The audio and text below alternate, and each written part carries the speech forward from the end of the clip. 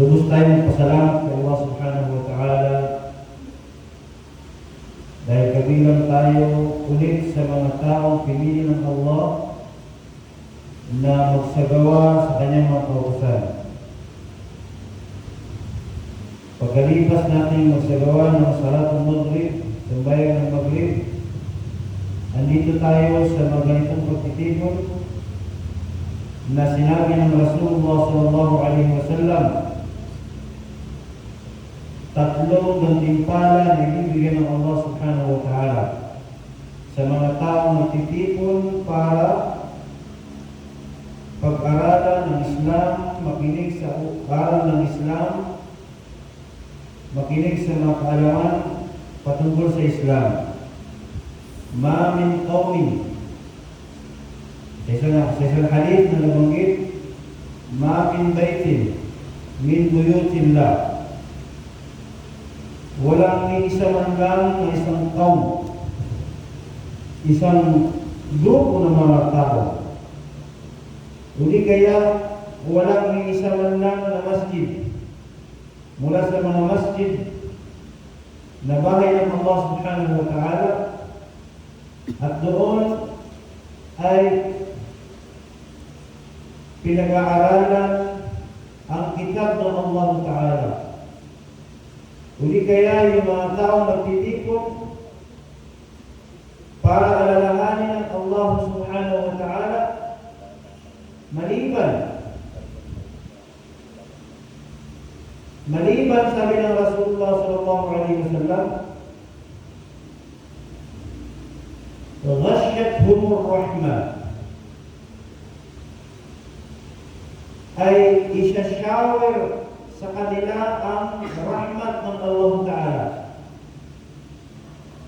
Kung titignan natin, maliit na pagtitipon, mga simpleng tao ang magtitipon, pero hindi tinitingnan doon ang klase ng pagtitipon.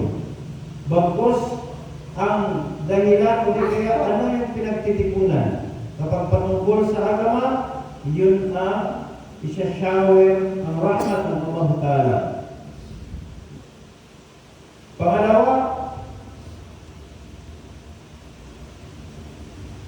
ay papalibutan sila ng mga malaikat. Papalibutan ng mga malaikat at ibibigay ng Allah subhanahu wa ta'ala ang kanyang maghfirah, ang kanyang kapatawaran. Pangatlo, wanazalat alayhimus sakinah, bababa ang sakina, ang peace of mind, ang tranquility of heart, ang pagkaroon ng mapayapang kaisipan. Itong mga bagay na ito ay hindi nabibili sa anumang uri ng tindahan dito sa balat ng lupa. Hindi nabibili ng material na bagay. Kahit gaano pa kayaman ng isang tao, hindi niya kayang bilhin ang peace of mind. Ito ay bigay ng Allah subhanahu wa ta'ala para sa mga tao laging inaalala niya ang Allah subhanahu wa ta'ala. Ala bidhikrillahi tatma'innul qulub. Ang pag-alaala kay Allah subhanahu wa ta'ala ang siyang nagbibigay ng kaginhawaan, kapayapaan sa mga puso ng bawat isa. Kaya, yung mga nakakaramdam ng anumang depresyon, anumang sakit sa utak, takot, ang sagot, ang gamot ay ang pag-alaala kay Allah subhanahu wa ta'ala, ang pagzikir kay Allah subhanahu wa ta'ala. So ngayong gabi ay pagpapatuloy natin ang ating naumpisahang tinatalakay na salita ni Imam Al-Ghazali rahimahullah ta'ala sa kanyang kitab na Ayyuhal Walad, na pagkakasabi obligado sa taong salik, yung taong gusto mapalapit kay Allah Ta'ala, kay Allah Subhanahu wa Ta'ala, una ay magkaroon ng i'tiqad sahih, magkaroon ng tamang paniniwala kay Allah Subhanahu wa Ta'ala. At yun ay sa paraan ng pagpapaliwanag ng ating mga ulama ng Ahlus Sunnah wal Jamaah. Pangalawa ay dapat na gawin ng taong gusto mapalapit kay Allah Ta'ala ang magkaroon siya ng pagsisikap na laging nagbabalik loob sa Allah Subhanahu wa Ta'ala. Hindi lamang ito para sa mga gumagawa ng kasalanan o di kaya sa mga taong nakakalimot kay Allah Ta'ala, bagkus sa lahat ng gustong mapalapit kay Allah, ito yung dapat niyang gawin. Ang magbalik loob kay Allah Subhanahu wa Ta'ala. Sabi ng Allah sa banal na Quran, Ya ayyuhalladhina amanu tubu ila Allahi tawbatan nasuha. Inutusan tayo ng Allah Ta'ala na magbalik loob sa Kanya sa totoong pagbalik loob. Asa rabbukum ay yukaffir ankum sayyiatikum. Dahil ang pagbabalik loob kay Allah Ta'ala na Allah Subhanahu wa Ta'ala naway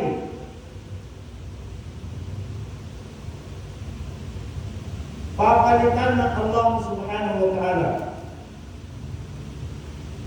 ang mga gawain nating mga masama at ang ipapalit ay mga mabubuting gawain. Wa yudkhilkum jannatin tajri min tahtiha al-anhar. At maliban pa noon ay papasukin tayo ng Allah Ta'ala sa kanyang paraiso na siyang mayroong mga ilog na dumadaloy sa loob ng paraiso ng Allah Ta'ala. Mga preskong tubig ng ilog, mga preskong gatas na ilog na dumadaloy sa loob ng paraiso na siyang inihanda ng Allah Ta'ala para sa mga taong lagi nagbabalik loob kay Allah Subhanahu wa Ta'ala. Ang Rasulullah sallallahu alaihi wasallam, bagamat siya ay walang kasalanan, bagamat siya ay mahal ng Allah Ta'ala, ngunit hindi niya nakakaligtaan magtasbih ng astaghfirullah al-azim. Araw-araw humihingi ng kapatawaran kay Allah Ta'ala, nagbabalik loob kay Allah Subhanahu wa Ta'ala, kahit pa man siya ay walang kasalanan. Then paano pa kaya tayo? Lagi nagkakasala ang ating mata, ang ating isipan, ang ating dila, ang ating tenga, ang ating kamay, ang ating paa. Araw-araw nakakagawa tayo ng mga kasalanan. Sinadya man ito, hindi sinadya. And then, min babi aula, na siyang dapat na tayo mismo ang higit na dapat na humihingi ng kapatawaran kay Allah Ta'ala.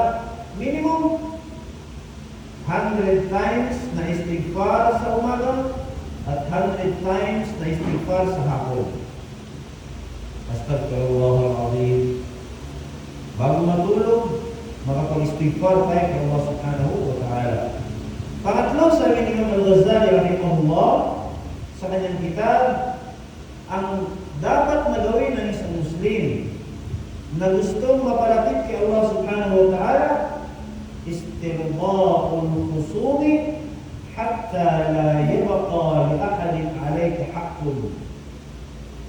Istirba'ul khusumi hatta la yabqa li ahadin alayka haqqun. Ito yung tinatawag nila sa mga kapatiran natin na ikramul muslimin. Istirba'ul khusum, ang paghanap mo ng paraan nang sa ganun ay maging bati kayo ng taong hindi mo na pagkakaintindihan. Nagkaroon ka ng away sa kapwa mo, nagkaroon ka ng konting hindi pagkakaintindihan sa kapwa mo, still go, humihingi, hindi kaya ay naghahanap ka ng paraan para magkaayos kayong dalawa. Hatta hanggang sa la yabqa, hanggang sa wala nang matitira pang alayka haqqun li ahadin alayka haqqun, wala nang matitira pa para sa kanino man na karapatan sa iyo na isang karapatan. Ibig sabihin, lahat ng karapatan ay maibibigay mo para sa kanya. Yung karapatan niya sa iyo. Kung nalupig mo man siya, ibigay mo ang karapatan niya sa iyo. Nasaktan mo man siya, physically, emotionally, ibigay mo yung karapatan niya sa iyo. Sa kapatid mo, sa dugo, kapatid mo sa relihiyon, kapatid mo sa pagkatao, asawa mo, anak mo, lahat yun ay may karapatan, may hak, may right. Ibigay mo lahat. Sa abot ng makakaya, kaya sabi ng ibang mga ulama, kahit na tayo mismo ay mayroong karapatan sa kanila, unahin natin maibigay yung karapatan ng ibang tao kaysa sa sarili natin. Una, yung karapatan natin mismo. Ano yung karapatan ng sarili natin? Ang karapatan ng sarili natin, unang-una sa lahat, ay mabusog ito ng iman. Mabusog ang yawa natin ng iman. Mabusog ang yawa natin ng ibadat. Mabusog ang yawa natin ng zikir. Mabusog ang yawa natin ng mga amal salihat, mga mabubuting gawain. Huwag lamang dito natin binubusog ang ating sarili sa ating mga tiyan, sa ating mata, sa ating utak, sa ating pisikal na katawan. Ito ay temporary na pagkabusog. Ang realidad at tunay na dapat na pinapabusog natin ay yung ating yawa, ang ating kaluluwa. Ito ay sa pamamagitan ng mga amal ibadat. Pangalawa, yung karapatan ng ating mga asawa. Yung karapatan ng ating asawa, karapatan niya, bigyan mo siya ng financial support. Karapatan niya, bigyan siya ng makain araw-araw. Damit niya every season na nababagay sa season ng lugar. Kung halimbawa yung lugar ay mayroong snow, karapatan niya, bilhan mo siya ng damit na pang snow, halimbawa. O di kaya tigulan, karapatan mong bigyan siya ng damit na pang ulan. Pangatlo, karapatan niyang bigyan mo siya ng tahanan. Isa yun sa mga karapatan ng ating mga asawa. So ngayon, ang pinakahigit na karapatan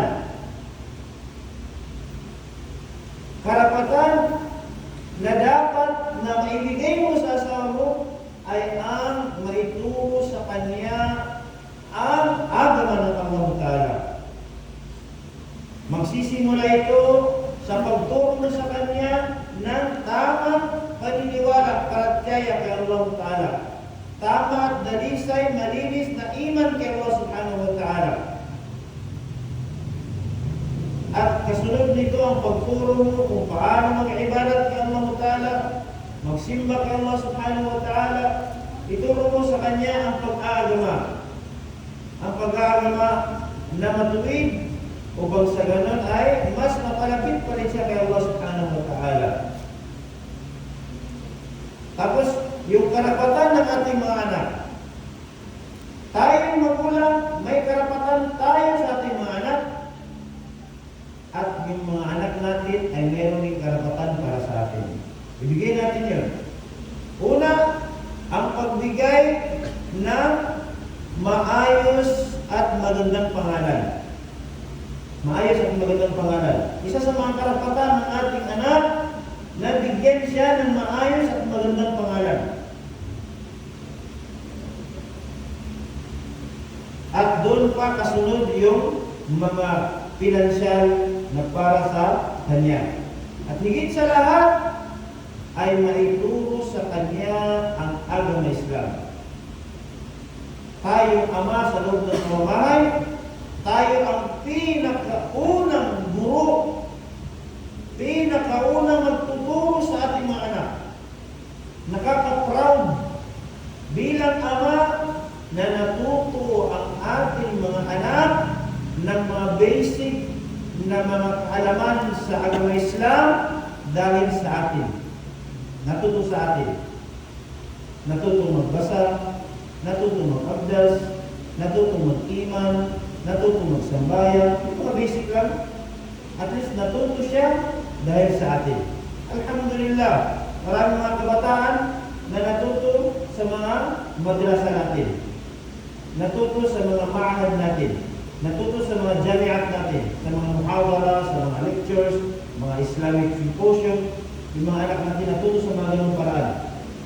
Pero mas mainam kung natuto siya sa mismong kamay ng kanyang ama. Mismong kamay ng kanyang ama, doon siya natuto. Hindi lamang ang ituro natin kung paano maglaba ang anak, paano magdamit, paano magplansa. Ituro natin sa kanila ang basic na mga pamamaraan sa agama Islam na dapat tayo mismo ang magtuturo sa kanya. Hanggang sa yung mga kapitbahay natin, yung karapatan ng ating kapitbahay, yung karapatan ng komunidad natin bilang imam sa masjid,